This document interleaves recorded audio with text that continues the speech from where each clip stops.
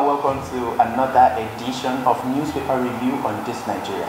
My name is Femi Okunlaya, and this morning I'll be taking stories from different dailies. I'll be taking stories from Vanguard newspaper, ThisNigeria newspaper, Punch newspaper, Guardian newspaper, Daily Post, and The Nation. And I'll start from ThisNigeria newspaper, and the headline of ThisNigeria newspaper on page 7. 2023, again, Osinbajo denies presidential ambition.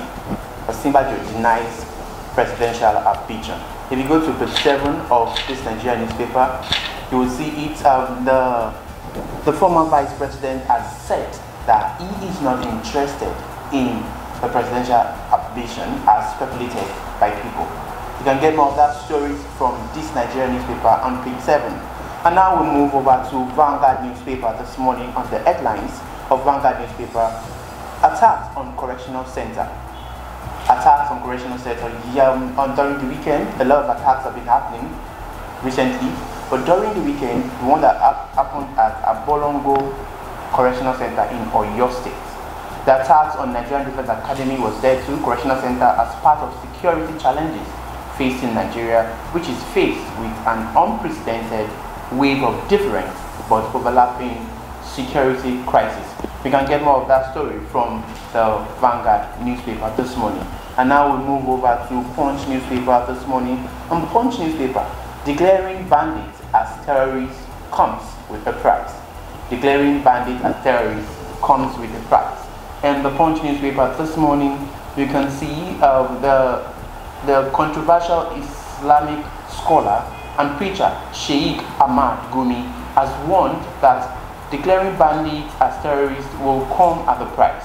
It earlier reported that the Speaker of the 36 state houses of assembly in Nigeria on Saturday called on the federal government to declare bandits and kidnappers as terrorists, adding that kidnapping and banditry should be dealt with decisively. You can get more of that story from the Punch newspaper. And now we'll move over to the Guardian newspaper this morning. We have a lot of stories in the Guardian newspaper this morning, but the one that is actually on the headline is banks in defining moment as e-Naira kicks off today. Bank in defining moment as e-Naira kicks off today. The Nigerian made history today as it become the first African country to digitize its currency.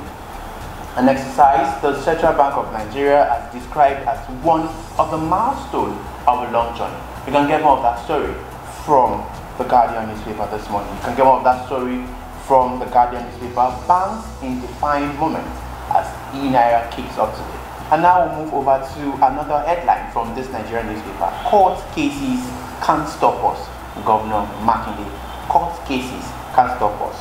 As the People's Democratic Party prepares for its national convention next Saturday, there are indications that some powerful forces within the party are bent on tearing the soul of the party apart.